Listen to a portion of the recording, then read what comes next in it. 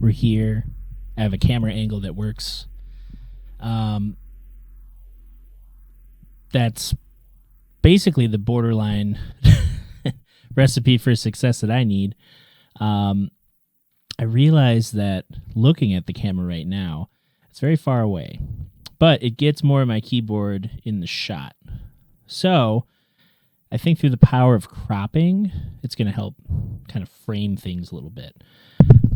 Oh, and not hitting my mouth against the microphone.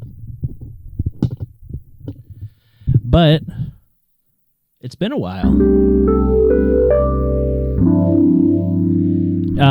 To you, it's probably been only, a week, because I've been putting them out steadily for the last 5 weeks.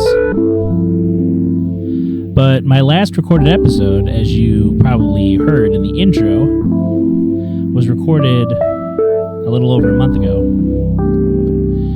So I'd just like to talk a little bit about what I've done with this month, and a little bit about what I've learned, what we can all learn from these kind of experiences.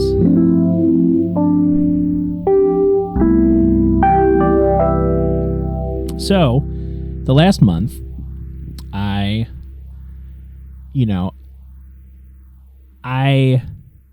kind of retooled how I wanted to present these types of things. And when I first started out, I thought, okay, I need to fill time. I need to get an hour. Everyone's got a attention span for an hour, because all these other podcasts are about an hour, or they're a little bit longer, or even longer. Some people have 3.5 hours to listen to stuff.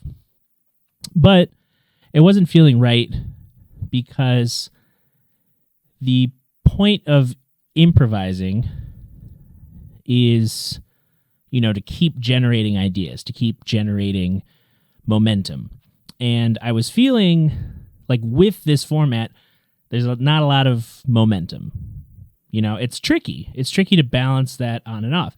And even, testing different setups, trying different things. Eventually when I'm able to be out and about more often, I would love to take a MIDI controller and a simple setup, go record in a park. This type of thing doesn't have to be bound to a studio. So that's where I think the future lies, being able to present this in different formats. But I had the thought over the last month to try not to make things topical, but to try and get things out a little bit quicker, a little bit of a faster turnaround. I'm seeing what the 1 week turnaround looks like, because all of my podcasts are self-produced. This is the easiest one to produce, because I just need me and a keyboard. And really, it's a more relaxed podcast. It's trying to find that space that's like me talking to a friend while also trying to be entertaining, but also, not restricting myself to a certain subject matter or topic or thing, because my other podcasts are very focused.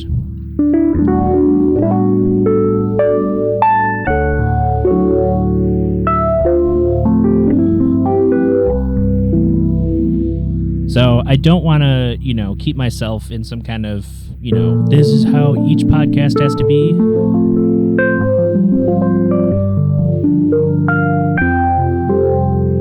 And this is what I have to do every single week.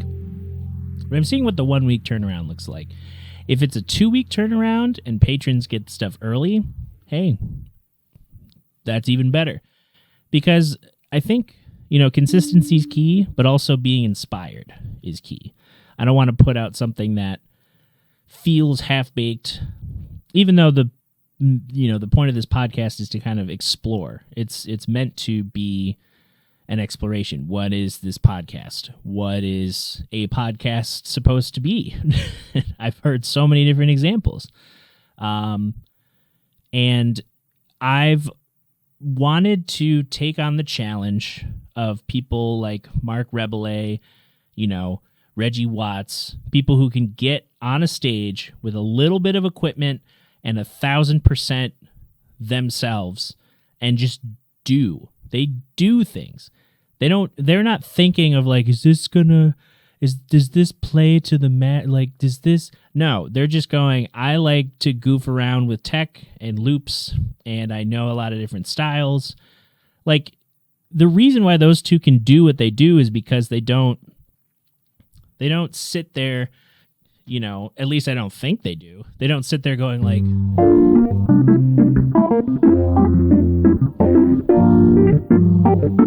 oh, that'd be a great loop. What?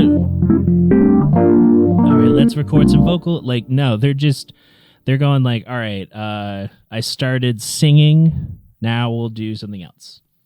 Like, they'll sing a thing, and then maybe the vibe is,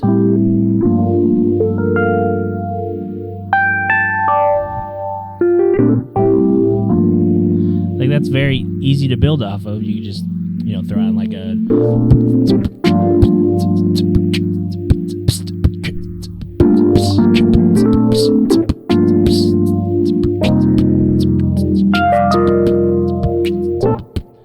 like beatboxing.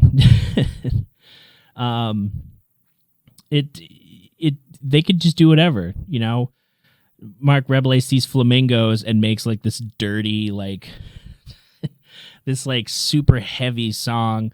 Reggie Watts gets a TED Talk and he spends most of it speaking in like not a specific language and changing like dialect and like accents, and just, it's kind of like a, it's like going into his brain and kind of, it's like you're like pulling different books off of a shelf and kind of being, oh, that's Moby Dick. Oh, that's a Time magazine from 1984.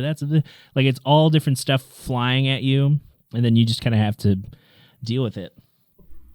But with this, during the month, I allowed myself some time to have fun. I started playing some video games again. It's been a month since I've, allowed myself to do that. I've been playing a lot of Halo with my new trio. It's not mine, and it's not as new if you've kind of followed the last year.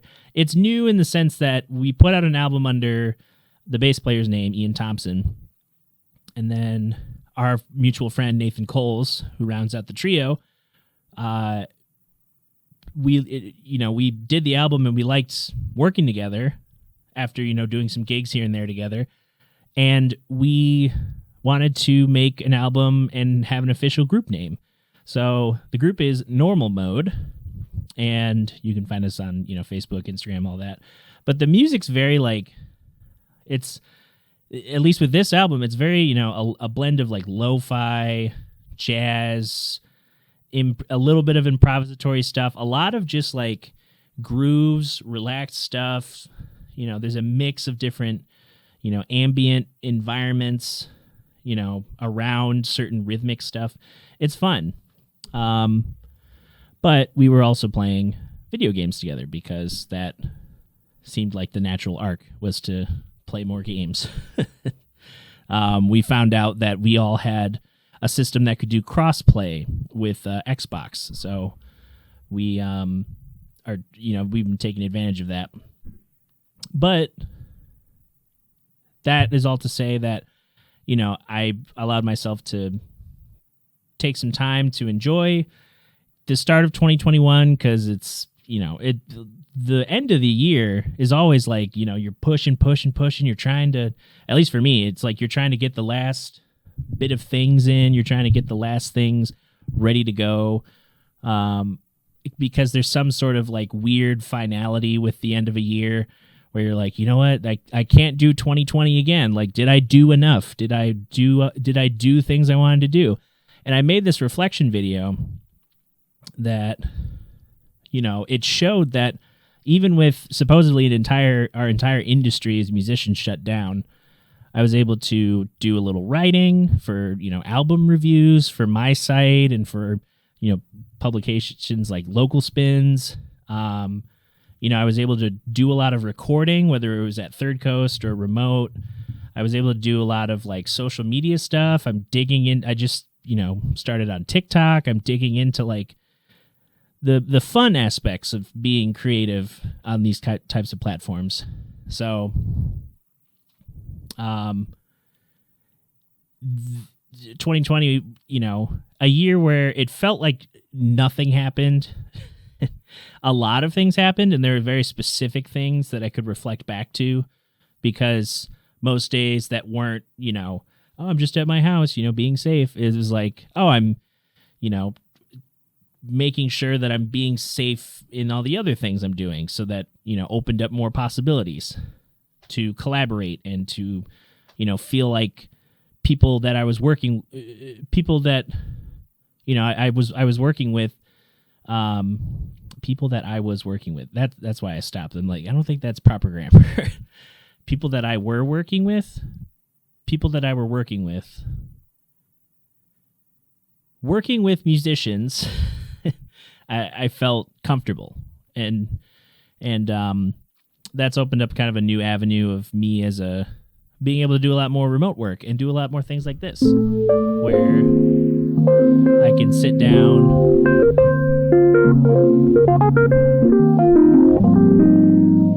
and like just noodle.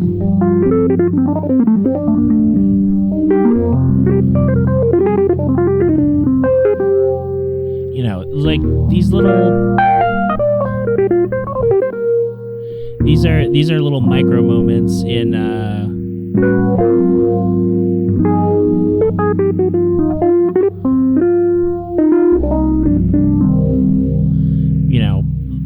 little moments in to break up the routine of things. And one thing I've rediscovered too is having a routine of some kind, having goals each week. It helped remind me, like, there's so much I can do as a person, regardless of who I'm working for, who I'm with, what the world is like out there. There are people who want to work with me. I can work on a lot of things myself to accomplish my own personal goals. I don't always have to, be full steam ahead on other projects, as fun as they are. And it also reminded me that, like, a lot of the things I've been, researching and trying to learn after getting out of jazz school and, classical undergrad, being able to understand more of what it's like to be online and be creative and work on things. I don't have the best socials, but I have, a less of a starting point, because I've, casually been using these platforms the last 4 or 5 years. And now things are coming to a head where I understand the impact that I can have growing these things, and to not to get to a Gary V level of content spamming, but to be able to share what I do and give people an opportunity to grow with me, because, music's never stagnant. Like, I know in 10 years, I'm going to be closer to 40 in 10 years. So in 10 years, I want to be able to say, like, yeah, I started a Patreon, and I tried doing these different things, and I did podcasting, and I started working with other groups, and, Earth Radio got to a certain point, and, like, it keeps growing, or, like, whatever project I'm involved in, it has people that want to work on music that I like playing and that I can contribute to.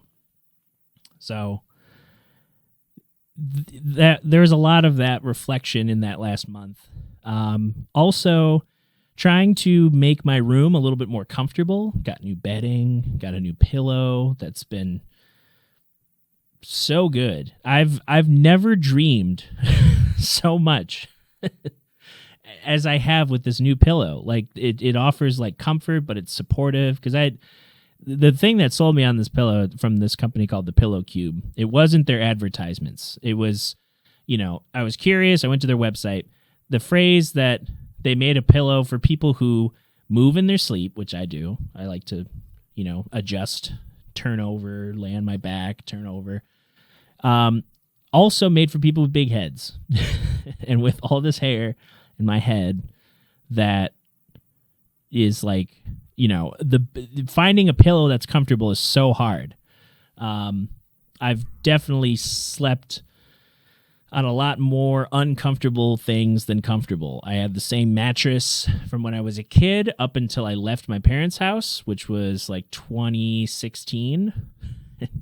And then, I slept on a nicer mattress, but then, the pillow was uncomfortable. These are all important things in the journey. Be comfortable. To splurge. You don't need a super crazy bed, but you just recognize when you need to take care of yourself. I've so many artists that I've seen grow over this last year.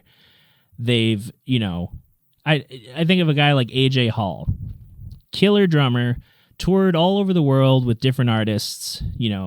One would think like, oh, he's got the hookup. He's built his career to a point. He's got the touring stuff down. He's ready to go whenever. He just has to say, where are we going? Jump on a plane. Or what are we recording? Jump on a plane, jump in a car. Like, all of his work is taken care of. But when the industry shut down, all those people couldn't tour. So this income he had relied on, surrounding his brief times in his home state, I think he lives in Florida, all of that income went away. And instead of, going like, well, I don't know what to do. Like, what's next for me? He saw what he had, his ability to drum, his ability to create drum sounds, different grooves. And he, used a home studio and created left field drum breaks. And through this process of, learning how to track, mix, and master to tape all these different drum sounds, he's built a new avenue for himself. He's, his beats have been used on some recent recordings, popular songs, and he's reinvented like what his career looks like. Now he has, he can turn off touring.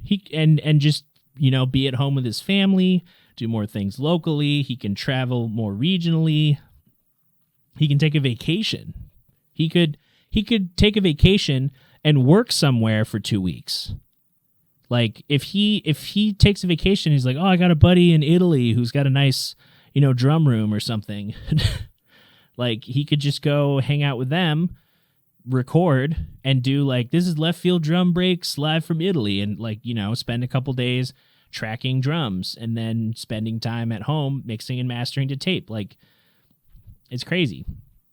He's only just started this thing and he's built, a lot of traction. So it was someone seeing an obstacle and not going, well, that's it, I guess I have to leave. It was going, what do I know how to do as a musician? And what do people want from a musician these days? And the answer varies from person to person. I didn't know a lot of people would be wanting ragtime, old-timey sounding music. I've recorded more like, just, things kind of like, I don't know. I'm in a Wurlitzer sound, so it's not exactly the same, but...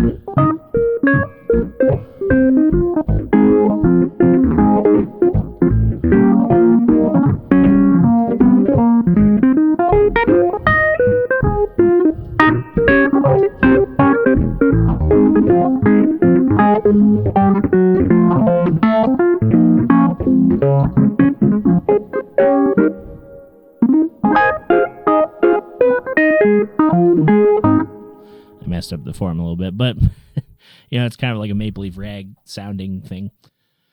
But like, I didn't think that would be what I recorded probably 5 in the last year, 5 or 6 different old timey songs.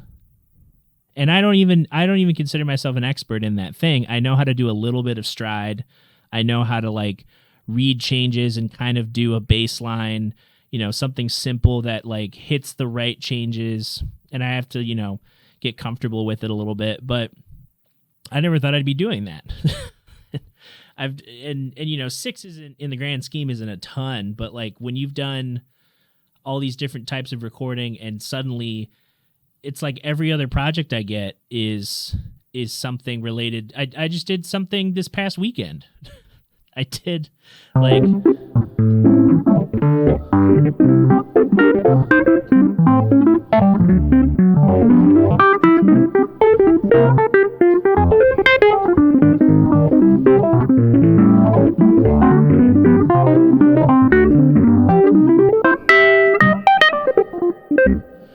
just keep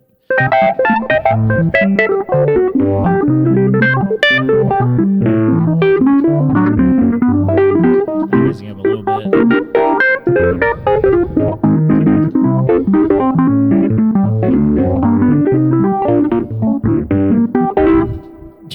It changes. Like I just did that on Saturday. I had a half hour before I had to go from Grand Haven to playing at the listening room, which that's another thing that's been really interesting this last month. I've been involved in the return of music to one space officially. Like the first time this venue, the listening room at Studio Park, has had music in a year.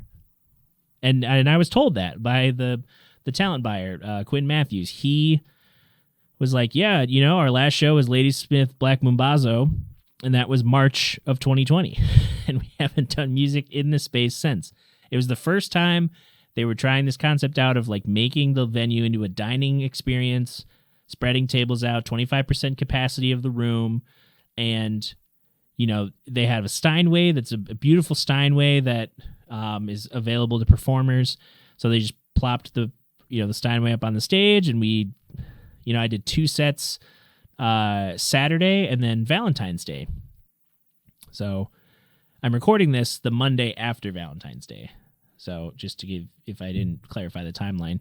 But it was interesting to see, people who there's like, tentative like, oh good, there's live music again. And then there's like, anytime I play jazz, there's always an elderly couple because, a lot more elderly people grew up with jazz as the popular music. There are some elderly people who very friendly, didn't learn their names. They left before I could start talking to them, but they were clapping, they were paying attention. They were just, they were like, was that Nine Tunisia? It's like, oh, you're close. It was Caravan. Like they were talking to me. They didn't feel, like, I haven't seen live music in a year. I'm going to talk to the guy. I had someone tip me $20. I had like, I'd streamed each set that I did and people tuned into that. It's all, like that was really cool. And then launching with GR Noir, this new jazz and wine club in downtown Grand Rapids. It's like I had been talking with them for about a year prior to this. We were supposed to perform in November, we being me and my trio, and also doing some solo sets. I ended up doing 4 2-hour sets opening week. I did it the day of, from the happy hour to the mayor and like the different people involved in the construction and the development of the building. They came out. Like that was really cool. And then so many people just on the second day I played, I did 2 sets. So many people like coming out in spite of the weather, in spite of the capacity, like making reservations, coming out to see. I had a couple friends who came out and really made the night special. And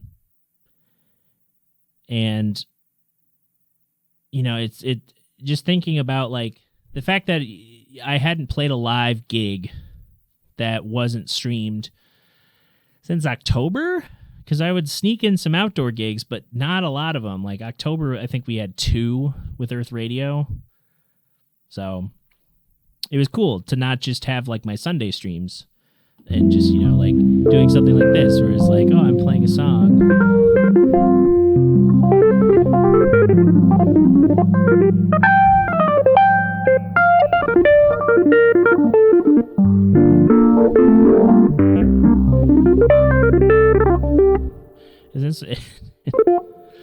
It's fun when you spend hours and hours and hours and hours and hours and hours and hours and hours, and then you keep playing for hours and then years, and then you get to a point where like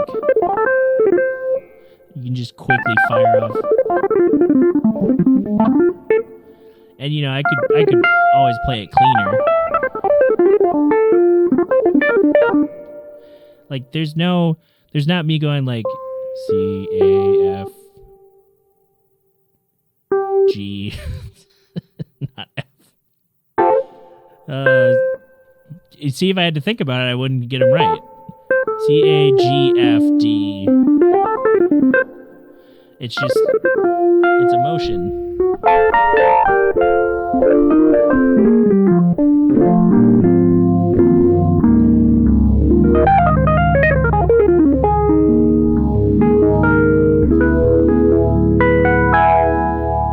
Like it's nice to like, keep playing, having once a week for an hour to play like, and feel like it's somewhat of a performance.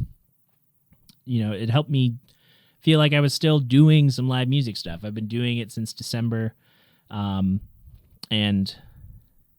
to, take that and go to a stage where there's that added element of like, this is public, this is live, this, I can kind of read the energy of the room. It's great. So that was another part of my month. Long story short, my month was a mixture of relaxing, getting to help launch music at one venue and then relaunch music at another venue, and then also recording with Earth Radio. We've been recording some stuff behind the scenes, and we're going to be sharing some of that soon. We have a new single we're getting ready. Very, very, very different single than what we put out for the last record.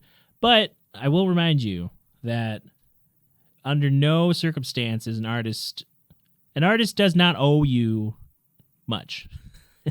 Like when I hear an artist that like, let's say there's an artist that they started out in one genre and they kind of moved to another. A very popular example, Taylor Swift. Like she's more in the pop sphere. She, kind of was in the country vibe. Now she's more in the pop style and sphere. It was a very gradual transformation. And that was part, I'm sure it had a lot of metrics with like, this is the hit record. You got to put it out, kid, to stay on top. And then she's like, okay, I guess I'll write about like my boyfriend's sad. He doesn't love me. My boyfriend's sad. He doesn't love me. I've never listened to a lot of Taylor Swift songs. Apparently she writes way better songs than that. Who'd have thought? Instead of just blocking chords. Is this Taylor Swift? I broke up with my boyfriend and now we're all sad, even though it's a major key. Taylor Swift. This is Taylor Swift.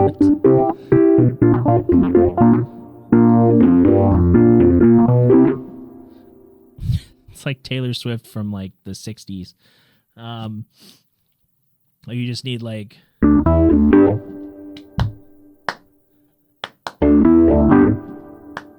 there you go.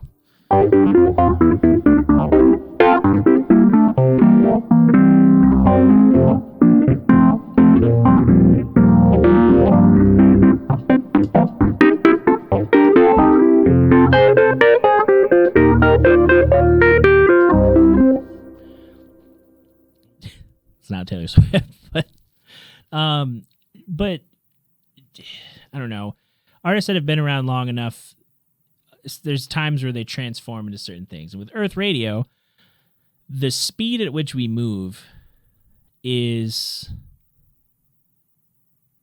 going to result in seeming like, oh man, like they had this very soulful album, and like, because this next single is really cool. It's all sorts of moods and environments and sounds, just like a weird, like it's got Jordan Hamilton playing cool layered cello parts. It's got, interesting vocals. It's got different keyboards. I do an organ solo.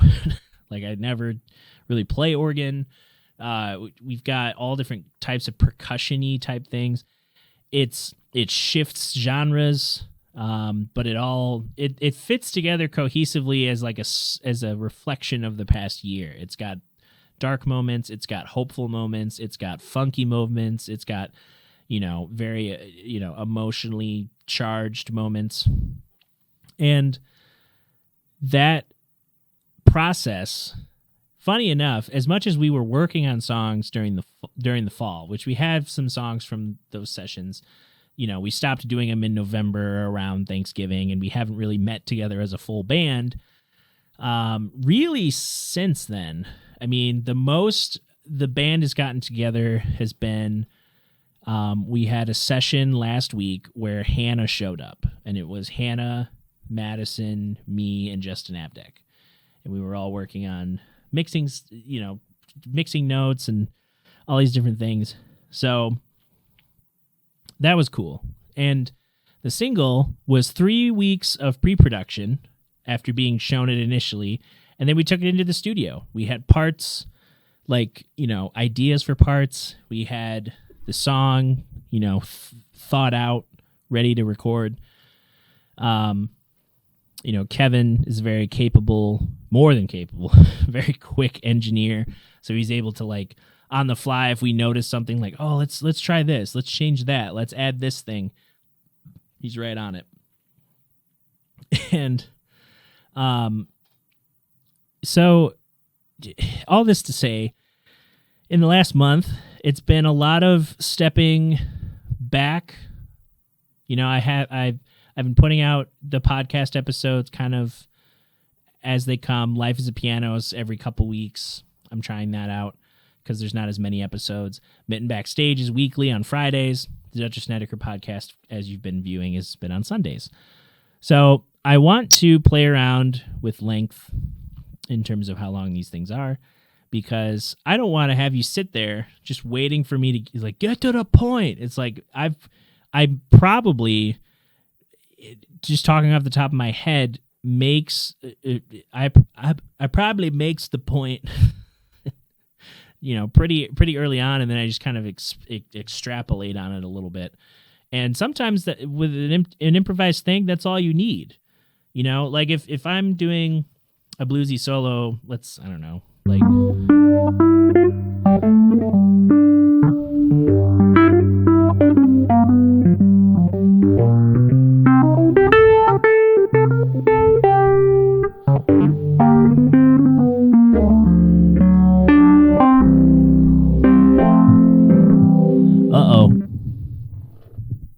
all right, so it's gonna feel weird. I cut to here because I was playing, and then I look over, and my PC's low battery, and I'm like, wait, but my charger's plugged in, and I'm like, oh no, it's not plugged into the other strip. I moved, so I had to save that. But luckily, we're almost done. And I'm saying that because I'm saying it. This podcast is also about me being intentional. It's knowing when a thing is done, and it's knowing when I can move on, because I shouldn't feel pressure to talk for 5 hours. That's not what I can do realistically. Someday I'd like to be able to do a stream that's like, oh, I'm doing 12 hours and we're raising money for whatever. But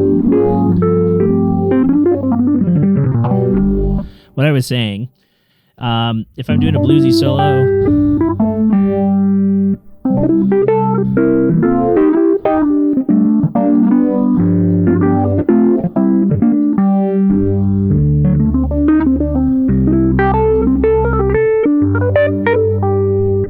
like, that's a very basic bluesy form, but you notice I'm not doing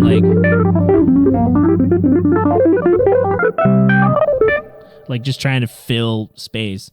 I'm like, I'm phrasing. I'm thinking of an idea and I'm committing to it, because what people can learn from improvising is that when you're given a template, you can go and do as many, like you could spend 4 choruses extrapolating on an idea, like taking it to its limits, and that's your solo.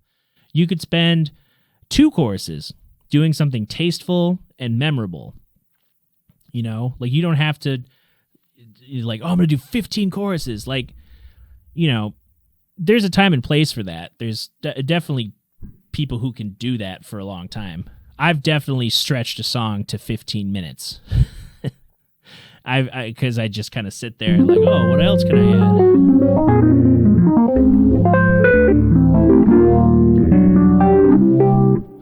Like, I don't know, just playing around with chords. But there's something to be said about a thing that's succinct, feels good, knows when to show up and when to step away. So, I think on that note, we're going to end here. If you enjoyed today, you can follow me on different socials. You can, check links and stuff. My website, Patreon. Like, comment, and subscribe on YouTube. And feel free to comment, because I'm really curious at what people are thinking about these.